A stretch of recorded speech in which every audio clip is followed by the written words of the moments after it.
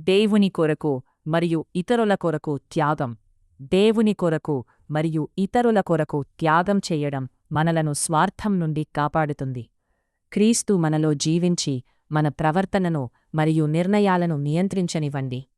ఇతరులకు సహాయపడటానికి మరియు భూమిపై క్రీస్తు కార్యాన్ని ముందుకు తీసుకెళ్లడానికు మిమ్మల్ని మీరు అంకితం చేసుకోండి. మొదటి అపోస్తలులు మరియు ఆది క్రైస్తవులు ప్రపంచమంతటా సంఘాలను స్థాపించడానికి ఎంతటి గొప్ప త్యాగాలు చేశారో గమనించండి. మీరు చేస్తున్న పరిచర్య, సేవ ఏమిటి? ప్రపంచం స్వార్థపరులతో నిండి ఉంది. వారి జీవిత ముఖ్య లక్ష్యం తమ కొరకు సంపదను మరియు భౌతిక వస్తువులను సేకరించుకోవడమే.